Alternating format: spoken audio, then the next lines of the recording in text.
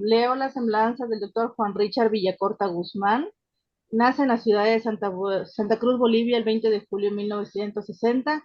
Él es doctor en Ciencias de la Educación por la Universidad San Francisco Javier en Bolivia, maestro en Ciencias Sociales y Religión por la Universidad Metodista de Brasil, licenciado en Teología por la Universidad Católica de Bolivia, bachiller en Teología por la Universidad Javeriana Colombia, egresado de Administración Educativa en la Universidad Santo Tomás, Bolivia.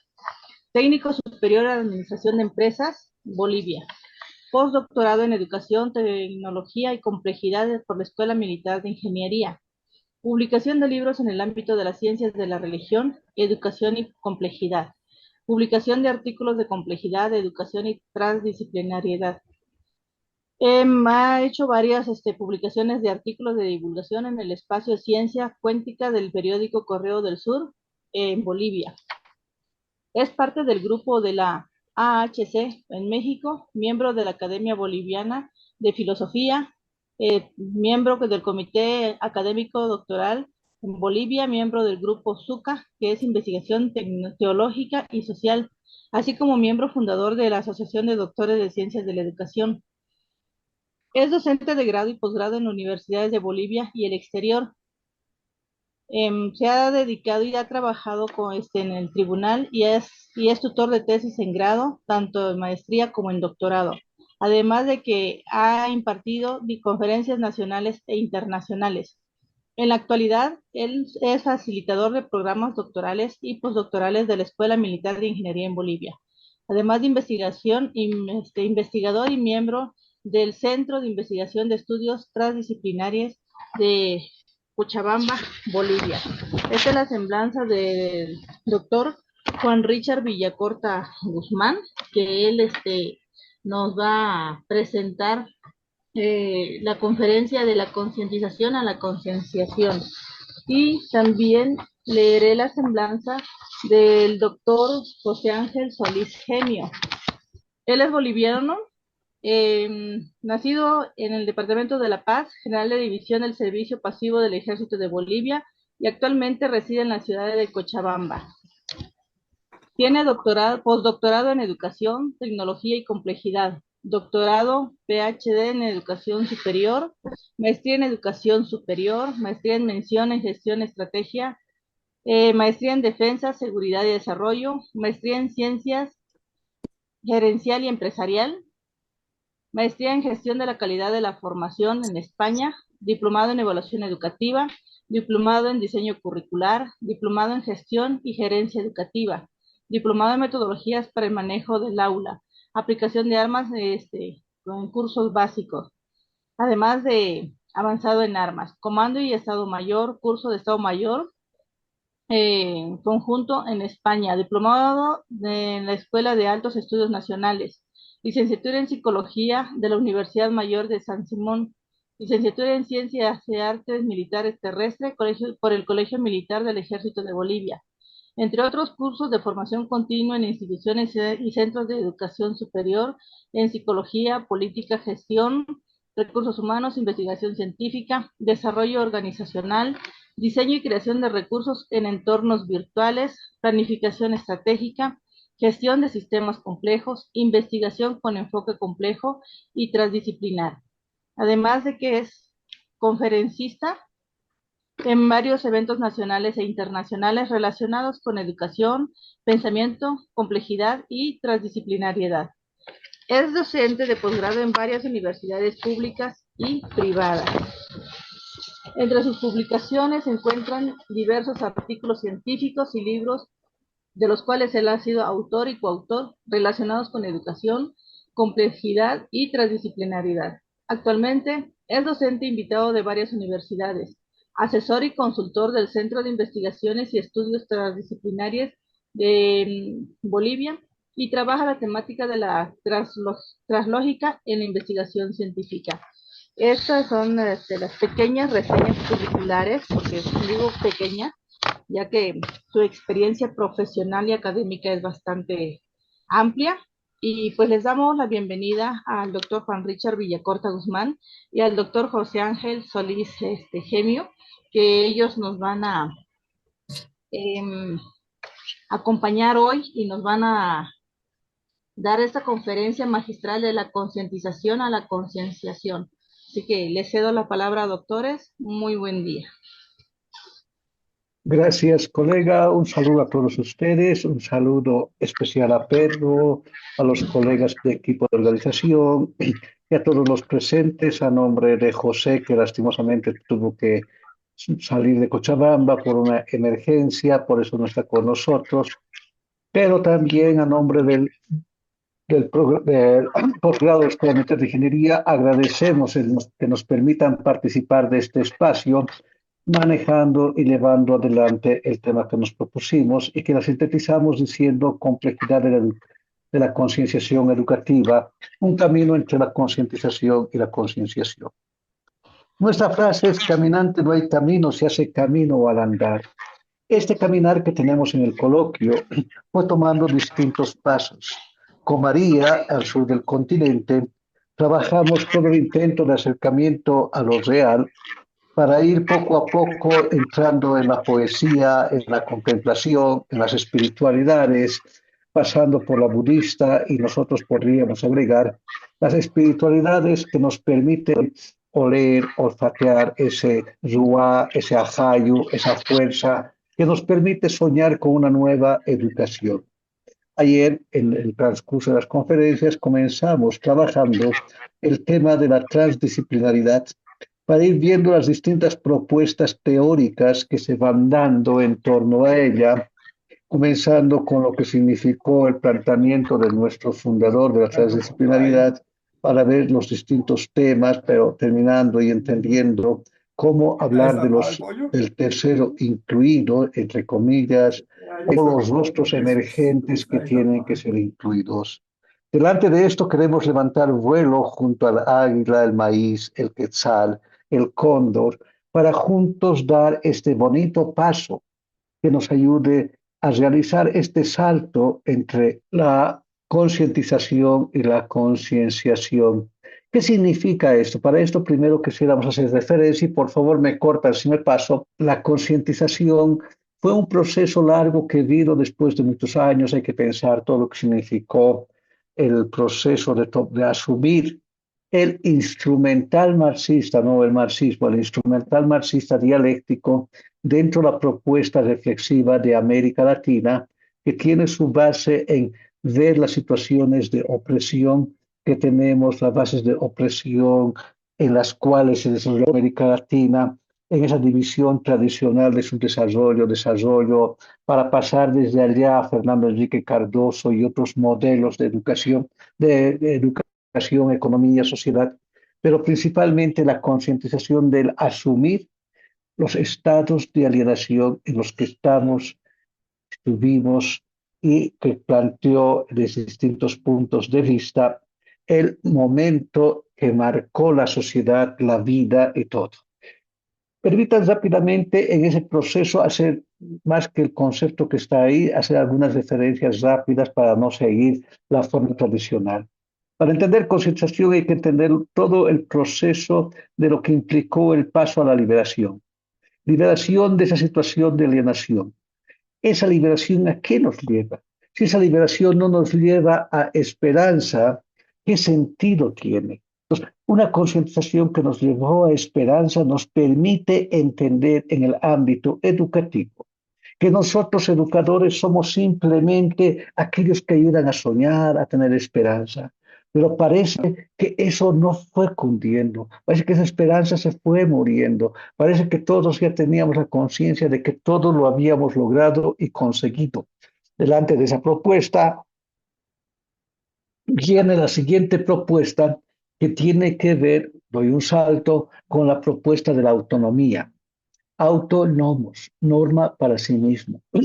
Y en esa autonomía el ser humano fue perdiendo, pues confundió autonomía con automanía, o sea, la manía del sí mismo o la manía del tener auto o ser parte del sistema que es de la sociedad, que es del consumo, de lo inmediato, independientemente de la postura que tenga. Es delante de esto que en un pequeño artículo que pocos lo nombran, delante de la muerte del indio Gauchino, allá en Brasilia, que Paulo escribe un libro donde él habla de que el indio Gauchino, perdón, había sido matado por dos jóvenes, creo, dos o tres jóvenes en Brasilia que eran de las clases altas. Y todo el mundo sacaba cara porque realmente habían matado a un indio y que pobres jóvenes no eran conscientes de lo que hacían. Entonces, que querían sacar todo en los periódicos, los jornales, HIV, todo esto, una serie de argumentos en contra de qué implica para simplemente matar a un indio. Recuerden que estamos en años 90, post 92, pero todos de uno y otro lado iban buscando posturas. Delante de este elemento, Paulo escribe un artículo que es Pedagogía de la Indignación. Es un artículo chiquitito en un periódico, a Folha de Sao Paulo. Allá él dice que es una pena que después de haber vivido la opresión, la liberación, la pedagogía del oprimido, todo ese proceso de la esperanza, la autonomía, no tengamos nosotros la humanidad para crear ese nivel de concienciación de lo que implica la muerte de un ser humano y en este caso la muerte del indio Gauchino, que es un ser humano. Ojo, indio dicen al indígena en portugués. Eh, entonces, es esta ahí donde él usa la palabra concienciación y muy pocos textos han hecho esa diferencia. Concientización, el proceso por el cual yo asumo entre comillas, un proceso de enseñar las condiciones de opresión, alienantes, todo ese tipo de terminologías que tenemos desde la etnia, la cultura, etcétera. Pero es donde yo te voy a enseñar, la universidad sabe, el docente sabe, los grupos de pastoral juvenil, los grupos de sociales, grupos políticos concientizan, pero concienciación implica si realmente yo estoy asumiendo mi responsabilidad, mi autorresponsabilidad, mi compromiso con la vida.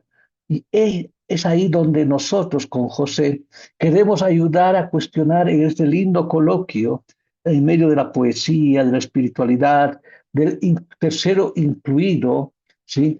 Cómo contextualizarnos, cómo emerger como una respuesta a las nuevas necesidades de emancipación en los distintos grupos sociales que se dan. Esto implica ir más allá de la propuesta dialéctica.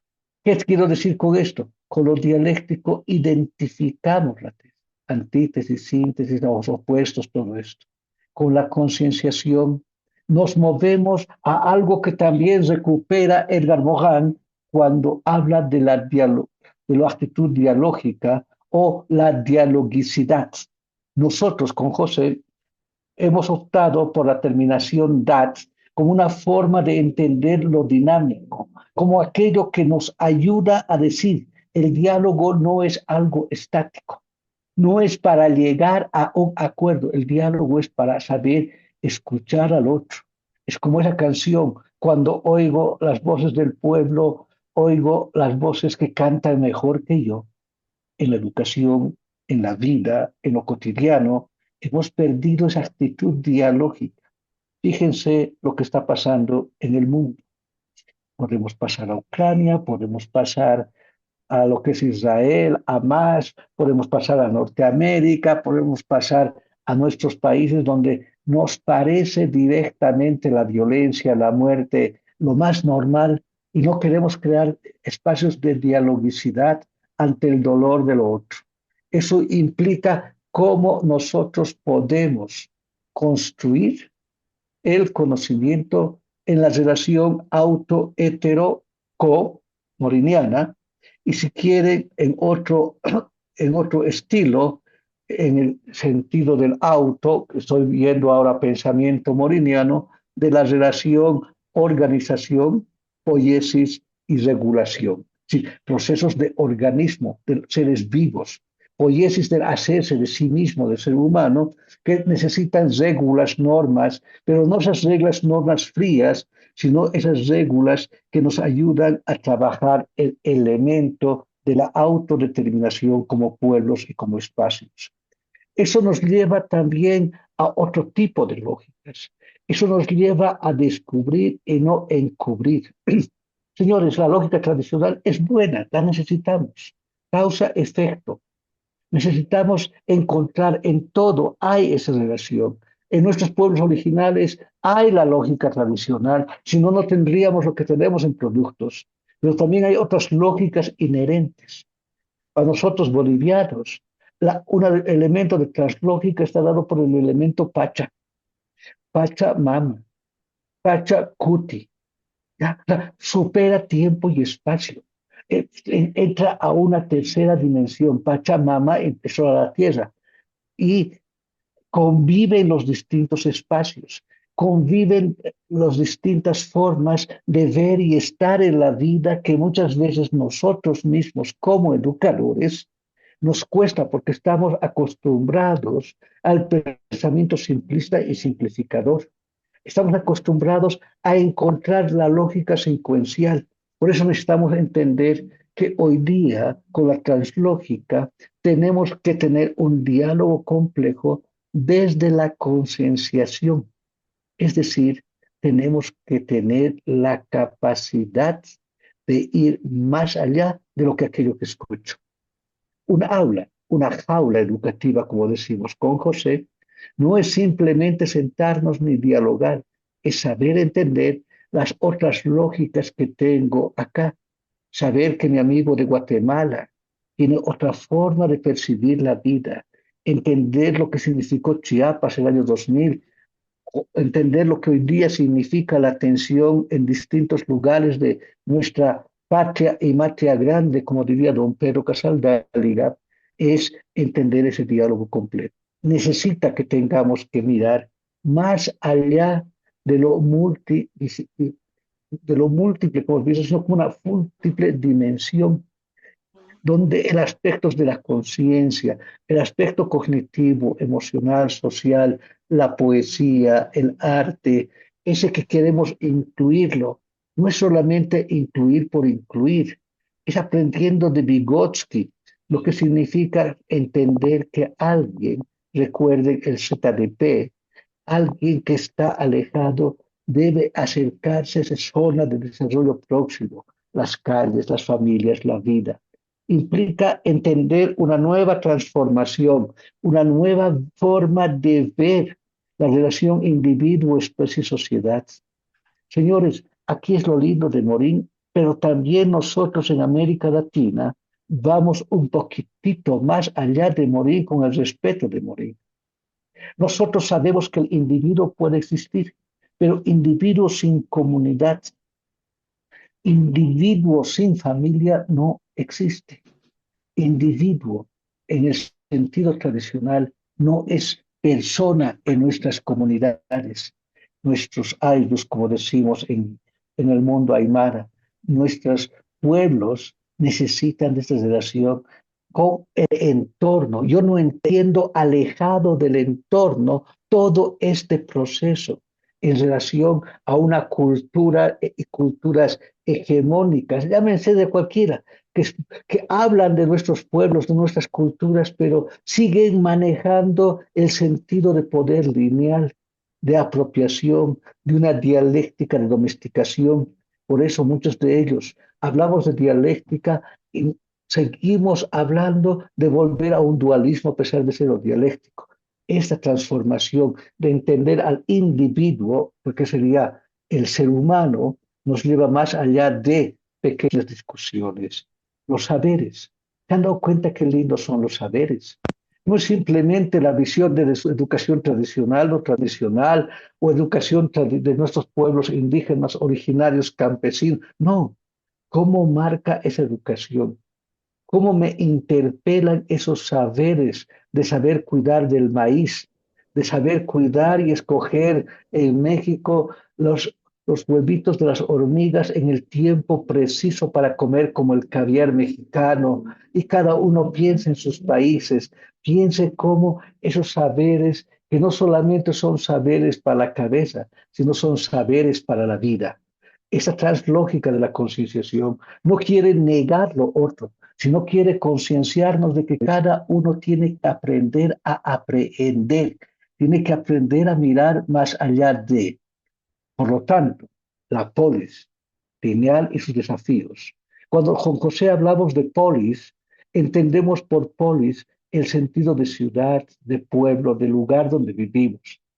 Parece que la visión tradicional de la polis, esta organización rígida, social, política, con estructuras jerárquicas, lastimosamente se ha convertido en el objeto de deseo de izquierdas, derechas, centros, indígenas, no indígenas, pero no se ha convertido la polis en el desafío de encontrar otra cosa. Eso también nos ha pasado hoy con todo lo que significa en la educación. ¿Para qué tipo de currículum, para qué tipo de polis estamos educando?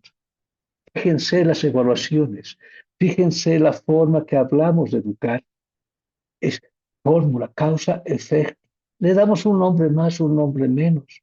Pero ¿cuántos de nosotros que idealizamos el área rural, que idealizamos a los campesinos, podríamos subsistir una semana en medio de ellos? ¿Cuántos de nosotros quisiéramos estar simplemente en nuestros pueblos, en nuestras ciudades inclusive, no hablando de nuestros pueblos, no hablando de una educación para todos, sino cómo yo me auto-hetero y coeduco, cómo yo entiendo las posibilidades de relación cosmos, oikos, sí, y socios, cosmos, ese falso orden que no hay, y a morir nos ayuda a entender cómo aprender a vivir en el caosmos cotidiano, en ese caosmos tan bello que en nuestros pueblos se dan. Y ojo, nuestros jóvenes, nuestras señoritas lo viven, porque tienen que subsistir. Ese oikos, esa casa, ¿cuál es el ideal de casa, de familia? Criticamos muchas cosas, pero nos cuesta aprender lo diferente. Y el socios en el sentido de comunidad, de comunitas, cómo nos comunicamos, vivimos y compartimos. Por lo tanto, la evolución hacia una polis compleja implica no hablar, sino vivir la diversidad, la interdependencia, la no linealidad. Entender que lo social y educativo no puede repetirse igual como siempre hemos hecho, por más que neguemos esto. Permítame recuperar a María Teresa en esto. Es volver otra vuelta a la poesía y a la espiritualidad. Y espiritualidad, ya os he dicho, es en el sentido latino de la palabra que no es muchas veces entendido por la división alma-cuerpo dualista, ¿sí? Sino es en el sentido del ruah hebreo, o sea, esa fuerza vital que nosotros le llamamos ahayu, porque no puede ser aprehendido. Es una concienciación que es capaz de sentirse por el otro. ¿Por qué? Porque nos indigna en Bolivia que se quemen los bosques, nos indigna en Bolivia que las mujeres tengan que andar con miedo, nos indigna saber que cada vez más el costo de vida es alto mientras muchos de nosotros no sentimos esto y podemos seguir sumando. Estamos aprendiendo a vivir en una polis compleja. Ahí viene la siguiente pregunta. ¿Cuál es la ética que estoy viviendo? Lastimosamente muchas veces es la ética de la conveniencia. Cuando me conviene, respondo a determinados ideales, respondo a determinadas formas de vivir y hacer. ¿Cuánto nos cuesta entender el nadie educa a nadie? ¿Cuánto nos cuesta entender la creatividad y la innovación en la educación? Porque creatividad e innovación aprendemos que es con tecnología, tecnólogos, apretar teclas, pero creatividad e innovación es cómo hago de lo nuevo y de lo antiguo algo que atraiga a mis jóvenes. Seguimos viviendo un pragmatismo educativo. Seguimos viviendo la convivencia en una ética donde cada cual busca sus propias pasiones e intereses, Hirschman. Seguimos viviendo aquella novedad no novedosa y nos cuesta la gran transformación como ya nos planteó a lo largo de mucho tiempo Karl Polanyi. Nos cuesta entender cuáles son las nuevas fórmulas de desarrollo integral que sea igual, endo, exo y auto. Hoy día vivir solamente con el endo o el exo y no entender el auto en los procesos, entre comillas, de desarrollo, no entendido por el modelo desarrollista de las versiones anteriores o de la teoría su desarrollo de Fernando Enrique Cardoso, sino como ese desenvolver, ese envolvimiento en aquello que queremos de nuestros jóvenes y sociedad. Este enfoque está ahora llamándonos a preguntarnos qué hacemos cuando hay un nuevo modelo de estandarización. ¿Se han dado cuenta que hoy día la parte burocrática educativa es más importante que el ser humano, que el compartir conocimientos, que el tomar un café, que el disfrutar con tus estudiantes? ¿Qué hacemos cuando una sociedad es más masificada y menos personalizada? Es tan bonito y tan lindo que también nos desafía hoy a decir, ¿qué queremos? ¿Estándares o individuos? Es decir, queremos volver, ojo, no a la comunidad, al ayu tradicional, sino al saber estar. Permítame, yo sé que a muchos no van a estar tan de acuerdo, la palabra Dasein es una posibilidad, pero junto a la palabra Dasein, cada uno vaya intentando entender el vuelo del Quetzal maravilloso que se explica en la obra del vuelo del Quetzal y educación de don Pedro Casaldáliga, o también entendamos el vuelo del cóndor, entendamos mi planta de lima naranja de Vasconcelos en Brasil, una serie de cosas en nuestros 100 años de soledad, donde cada uno vive sus soledades, y lastimosamente antes la soledad estaba dado solamente para la familia Buendía, y hoy día está dada por tantos edificios llenos de gente, y 100 años de soledad se han convertido en segundos eternos de soledad. Por eso necesitamos hoy cómo ir de la conveniencia de la educación a otro tipo de educación, de un etos en equilibrio, en búsqueda de nuevas formas de estar que nos permita entender lo hologramático de la educación. Necesitamos dar el salto a una ética reflexiva, no solamente del consumo total o no consumo total, sino cómo trabajar nuestros valores fundamentales buscando el bienestar integral de toda la comunidad educativa. Necesitamos dar este lindo salto que para nosotros, José y Richard, consideramos que sí es importante. Deseos y necesidades es una obra de Jungi Mosun. ¿Ya? Jungi Mosun es un coreano brasileiro que tiene su libro sobre deseos y necesidades. Necesitamos reconocimiento de la diversidad, el desafío de la implementación, el equilibrio entre deseos y necesidades y hacia una educación humanizada, hacia una educación de un caosmos cotidiano, de caos y cosmos cotidiano. Caos entre comillas desorden, cosmos entre comillas orden, sabiendo que estos dos siempre han convivido y por más que se juega con índices de entropía, negantropía y otras, siempre van a seguir conviviendo, pues el efecto borboleta, el efecto mariposa, el efecto tequila, siempre rompe nuestros esquemas, nuestras formas de ver y de vivir. Es ahí donde nosotros jugamos este lindo desafío. Será ahí donde hoy día, en una ética de sociedad e individuo, en la era de lo inmediato, debemos cuestionarnos, también nosotros, la cultura de la inmediatez. Señores, parece que eso nos gusta y nos encanta. La cultura de lo inmediato. Pasamos el día ocupados en no hacer nada. Pasamos hoy día acomodados a una ética de conseguir los objetivos inmediatos. Tenemos que repensar cómo tener un equilibrio ético. Es lindo hablar de lo diferente, pero yo me comprometo con lo diferente. Es lindo tener un perrito, pero yo legalmente sé lo que significa tener y cuidar a un perrito o sé lo que implica y desafía a esto.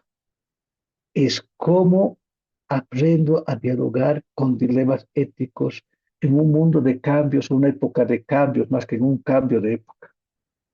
El equilibrio ético no es el equilibrio tradicional, es el equilibrio del caosmos cotidiano. Independientemente del ámbito que nos movamos en la educación, señores, hoy necesitamos una educación con responsabilidad social. Hasta acá, lastimosamente, tenemos que hacer un mea culpa con nuestras instituciones educativas. Hemos fallado.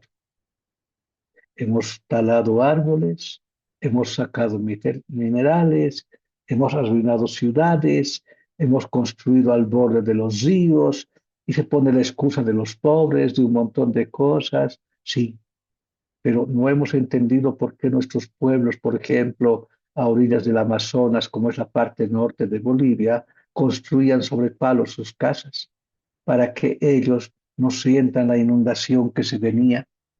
No hemos entendido por qué nuestras casas se construían de otra manera. No hemos entendido la corresponsabilidad en nuestros aires, en nuestras comunidades, donde nos conocíamos entre todos y podíamos salir sin miedo a la calle, porque el temor, lo incierto, ha ido marcando. La responsabilidad social no es solamente hablar de que quién me lo hace en época de incendios, y otras cosas, sino cómo yo me responsabilizo. Como nos decía una viejita aymara en su lindo lenguaje, cómo se siente por la gente, entre comillas, cómo se siente por la gente, sí, cómo yo siento por dentro, sufro. Debemos tener un desarrollo personal consciente que nos permita promover, integrar lo que implica hacer esto. Estamos en un momento tan bello. Creo que pocos en este planeta han conseguido vivir lo que hemos vivido después de tantos millones de años. Recuerden los que estamos con 60 años o en torno a estos. Hemos pasado desde entender post Segunda Guerra Mundial a entender la máquina de escribir, el tipo de carros, movilidades Ford, Toyota, el tipo de instrumentos altos post Gutenberg, la máquina eléctrica, la pequeña computadora, la interconexión hoy día, que va a fomentar y cuestionar nuestras decisiones y nuestras cotidianidades. Eso significa aprender a vivir, aprender a soñar, aprender a estar. Señores, hoy tenemos un momento bello, la inteligencia artificial. Delante de ella se está hablando muchísimas cosas. Con José, hace años que usamos para muchas cosas las palabras filias y fobias, amores y odios. ¿Cuáles son mis amores? ¿Cuáles son mis odios hacia la inteligencia artificial? Ya nos pasó con el uso de Internet, ya nos pasó, recuerde, todo el 68, ¿sí? París del 68, Tlatelolco del 68, tensiones entre uno y otro. Siempre nos movemos en esto de filias y fobias, odios y amores. Hoy día hay una fascinación tecnológica entre filias y fobias que nos permite decir, uy, la inteligencia artificial es lo mejor. En la pandemia, gracias a esto hemos llegado. No se trata, ojo, no estoy idealizando, o hay de lo otro, esto nos va a hacer menos humanos. Estamos entendiendo el nuevo potencial que se ha dado en ese tiempo. ¿Qué va a significar para nosotros educadores el manejo de métodos de enseñanza, aprendizaje, instrumentos, technés, ¿sí? Procesos didácticos? ¿Sí? Póngala toda la terminología educativa. Pero ojo, ¿qué hacemos ante estas fascinaciones de aquellos que han idealizado y siguen idealizando 100% esto? Otros, con sus fobias, dicen, no, no puede ser posible. La inteligencia artificial nos está arruinando. ¿Se imaginan lo que va a ser? Vamos a ser máquinas. Vamos a ser personas sin nada de humanidad. Vamos a caer. Nos van a quitar la pega. Los tradicionales que somos migrantes tecnológicos, estamos condenados a vivir en un rincón. No podemos mantenernos. Las desigualdades de la tecnología son bárbaras. O sea, nosotros estamos viviendo con un simple celular, pero dense cuenta que ese simple celular que tenemos, móvil, celular, con alta tecnología, no es nada con relación a lo macro de lo que es la tecnología de inteligencia artificial. Nosotros solo conocemos la puntita de inteligencia artificial y nos creemos los buenos. Por lo tanto, señores, ¿cómo desarrollar un enfoque equilibrado? Que sepamos trabajar entre el potencial y los riesgos de la inteligencia artificial. Ese es nuestro desafío. El educador no crea respuestas, crea preguntas, crea motivaciones, crea sueños. No tenemos que tener miedo a una evaluación del manejo de inteligencia artificial o alguna cosa, sino debemos tener miedo a callarnos o a simplemente aceptar determinados tipos de programas y manipulaciones. No se olvide que la clave está en algo que estamos perdiendo, la dimensión ético-política. Por eso hay muchas cosas en las cuales podemos decir que estamos ante una educación fracasada. Permítanos, y hablo de nombre de los dos, de José y mío, casi ya para terminar, 5 minutos más o 3 minutos más, este cuadro. ¿Cuál es la realidad de la inteligencia artificial en la educación? ¿Sí? Lo dejo ahí, no lo voy a explicar grandemente. Quiero que lo lean. Que alguien puede se saque un script, o sea, una pequeña foto para guardar este pequeño cuadro. No tanto para responder, sino para que cada uno desde allá pueda evaluar, pueda adoptar, pueda adaptar y pueda integrar en su proceso educador lo que significa hoy la inteligencia artificial. Señores, casi para terminar, estamos delante de nichos de inserción y marginación artificial en educación. Nichos de inserción avanzada en ciertos contextos educativos privilegiados.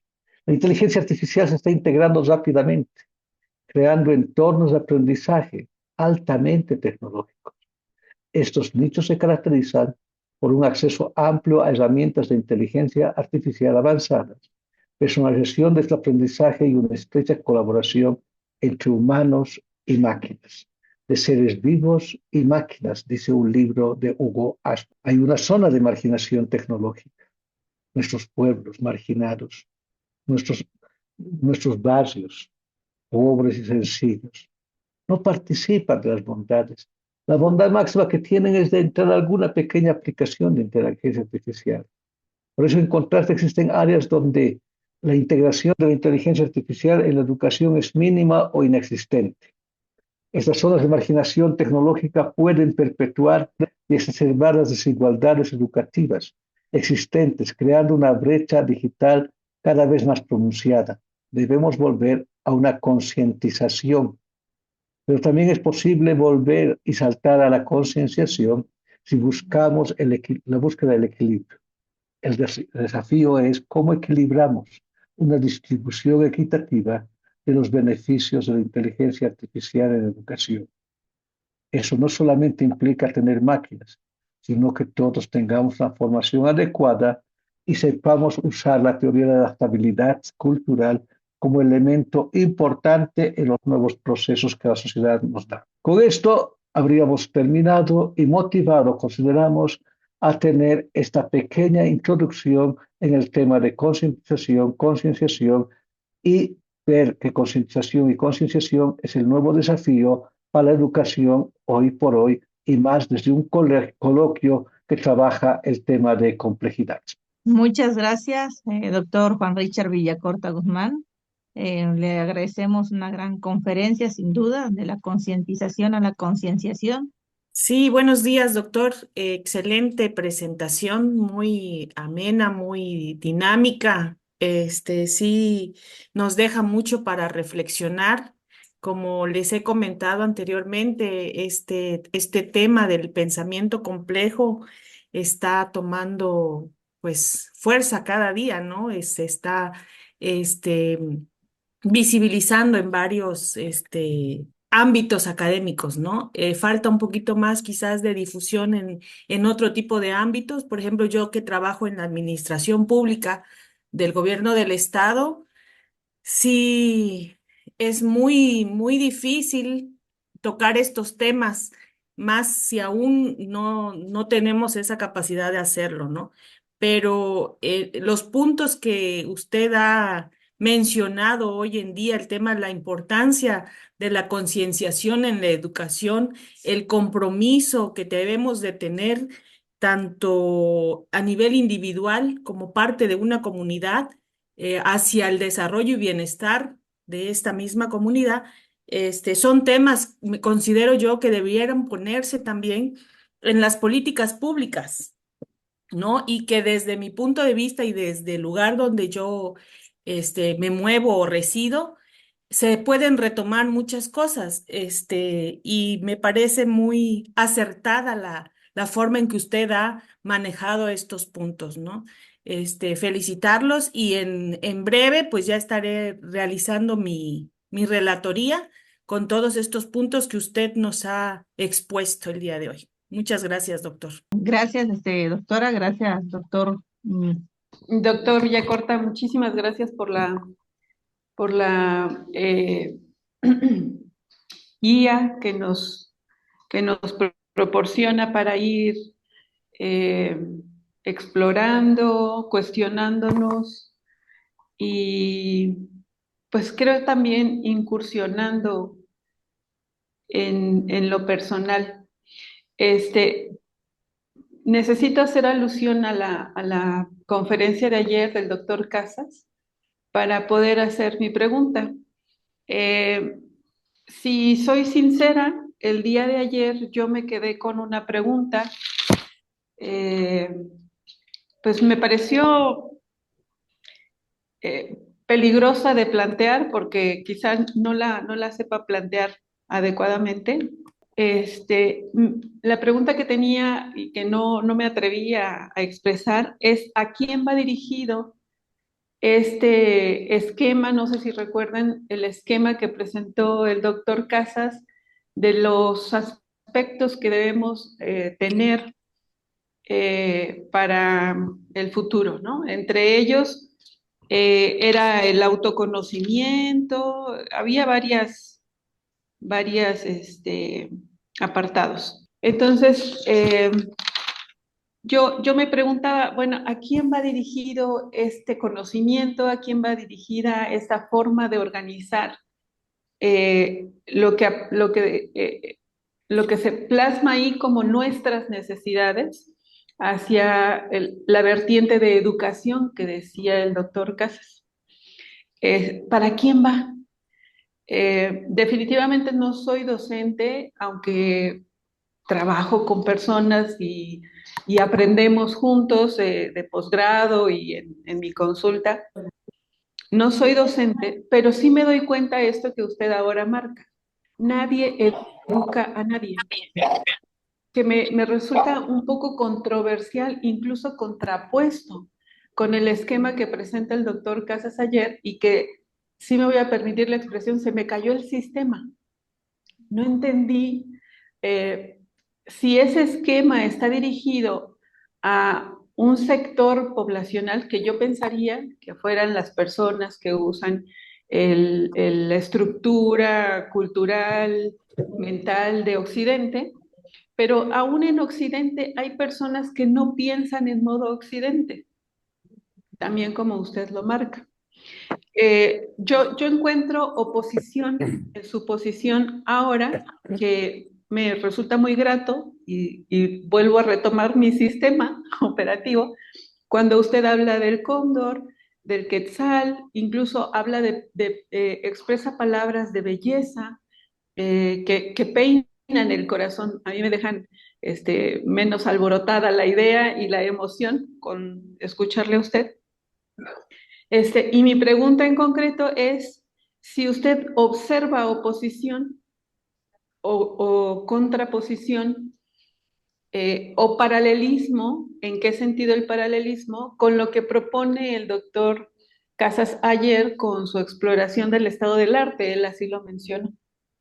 Gracias, doctor. Usted está queriendo que pelee con Casas, colega. Pero no, estoy jugando.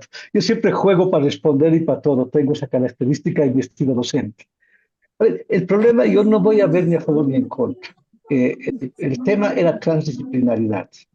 Para mí, el tema de transdisciplinariedad, para mí, Richard Villacorta, no está José, por eso no lo puedo inmiscuir, ¿ya? Es un tema, entre comillas, de una visión versus a algo que nosotros en América Latina lo hacemos cotidianamente. No nos preocupamos por transdisciplinariedad.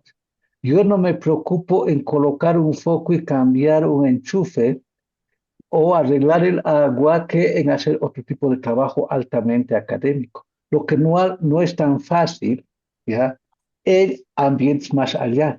Pues el elemento transdisciplinar, inclusive hay espacios en los cuales ya no se habla, entre comillas, de transdisciplinaridad, porque conviven, perviven, se oponen, se decomponen. Entonces, cuando Casas plantea, no se olviden que él ha planteado desde una postura académica esencialmente, por eso tomó los textos, todo esto. Es de lo poco que yo también he entendido, no he hablado del tema con Casas. Cuando yo planteo los elementos, estoy planteando desde la perspectiva central de lo que es una dialogicidad con lo complejo desde América Latina. Ahí yo rompo un poco con Morín, me quedo en algo con Maldonado, porque Maldonado, que lo quiero muchísimo, Carlos Maldonado, él queda en las ciencias de la complejidad. Trabajo con la propuesta de mi amigo el argentino, ¿ya? Rodríguez Soya, que trabaja en sistemas complejos, pero todos estos, por eso yo opto por la terminología caosmos como elementos de mediaciones, no mediciones, porque las mediaciones son las que me ayudan a entender qué significa el quetzal para mi amigo de Guatemala, qué significa comerse sus huevitos huevitos de hormiga en México, que al principio tenía miedo, qué significa estar en el campo aymara o otras cosas, sino son mediaciones que me ayudan, esas mediaciones, a saber que lo mío es simplemente un pequeño aporte. Por eso, siguiendo ahora José, trabajo y trabajamos las translógicas. Hay otras lógicas que no son. Ustedes mujeres tienen N lógicas.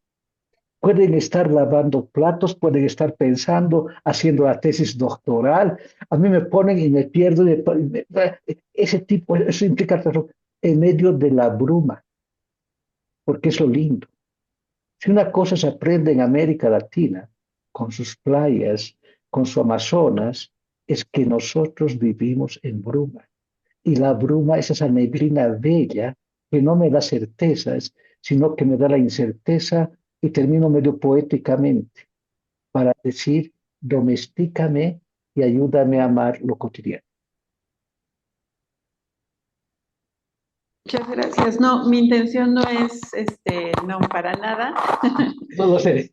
Bueno, Pero sí, creo que ayer en la sesión de la tarde, pues se mencionó brevemente que quienes estamos incursionando, explorando estas reflexiones, estas lecturas, acercándonos a las personas que tienen más tiempo en esta indagación, en esta reflexión, pues nos dejamos guiar, ¿no? El doctor Casas ha sido mi profesor, yo he estudiado en la multiversidad, lo respeto, lo quiero mucho, lo admiro mucho, pero creo que tiene su visión docente, ¿no? Desde la perspectiva que yo voy construyendo muy lentamente, me doy cuenta, por ejemplo, mi tema es la salud, me doy cuenta que, por ejemplo, personas que se autoadscriben a un grupo étnico aquí en San Cristóbal de las Casas tienen otra cosmovisión y pueden atravesar la llamada enfermedad exitosamente con su artillería de ideas, de cosmovisiones, de deidades, y tienen algo en particular que observé en un joven celtal, tienen algo que me parece muy bello, que es que cuando una persona enferma, no hay prisa por sanarla. Es un proceso lo que tiene que suceder. En ese sentido, conceptualizan la enfermedad en otra cosa que no es una calamidad. Hay otras ideas y por eso surgió mi pregunta, bueno, ¿a quién va dirigido todo esto, no? Para América Latina, ahora lo confirmo, es otro contexto, es otra realidad también muy hermosa, pero pienso, escuchando lo que ha participado el doctor Matul, pienso que es un mosaico que va empezando a tomar más tonalidades, jade, turquesas, que europeas. Muchísimas gracias. Solo para terminar, yo no me preocupo por pelear con europeo o no europeo. Me preocupo por descubrir la maravilla del caos cotidiano. Por eso, siguiendo la cultura andina, por ejemplo, lo que usted decía, con el derecho equivocado, la enfermedad también es comunitaria, porque no solo es el enfermo, la familia también tiene que tomarse en cuenta para que sea cuidada. La muerte no es solitaria, es de toda la familia. Por eso hay que acompañar a la familia durante varios días. No sigo con elementos socioantropológicos. Qué lindo dialogar con usted, doctora. Rubén Gómez Sánchez pide la palabra. Adelante. Por favor. Bueno, ante todo, felicitar al conferencista y preguntarle sobre un campo en el cual estoy muy interesado. ¿Cómo podemos ver la aplicación de la ética, como también lo mencionó él, desde el punto de vista de la complejidad, para lograr diseñar políticas públicas en educación que nos permitan salir del retraso que tenemos en muchos países, estimado doctor? A ver, partamos, yo soy muy de etimologías, de etos como característica de un pueblo. Yo considero que en educación hemos perdido la dimensión ético-política. Necesitamos hacer políticas públicas que nos permitan una relación desde la complejidad individuo, especie, sociedad.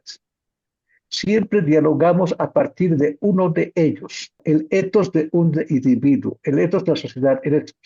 Y si vamos a nuestra forma de ver, el sentido de ética tiene que ser una ética de la concienciación en propuesta de Villacorta y Solís. Es decir, donde cada uno asume su auto, eco y corresponsabilidad. ¿Ya? Auto sí mismo, eco con el otro, con eco casa y co con el otro, con la otra. Mientras sigamos separando nosotros, seres humanos, independientemente de ser América Latina o no, separar esos tres, fíjense, yo lanzo una bomba y puedo matar no importa cuántos, porque no pienso en el oikos.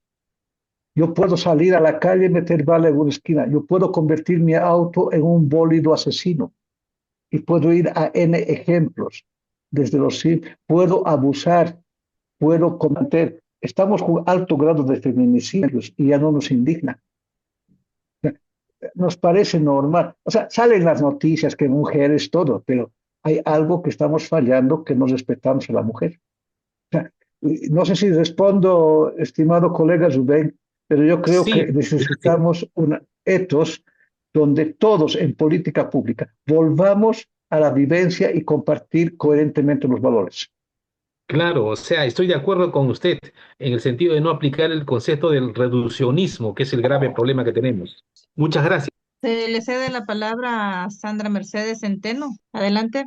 Buenos días, mi nombre es Sandra Mercedes Centeno, soy antropóloga social. Desde el 2017 he estado trabajando con niños de cuartería en el tema de educación y ahí he metido el tema de educación para la paz. Entonces, en relación a la conferencia magistral que nos dan el día de hoy, pues hay muchas cosas que volví a releer en esta nueva política que hicieron del tema de educación en México, que es la nueva escuela mexicana, donde retoma el pensamiento de Freire y el pensamiento de Vygotsky. Entonces, me llama mucho la atención y me gustó mucho la ponencia del día de hoy, porque el doctor maneja también los temas que se están viendo y que se están intentando ingresar a los maestros en estas nuevas filosofías y también en una filosofía de América Latina.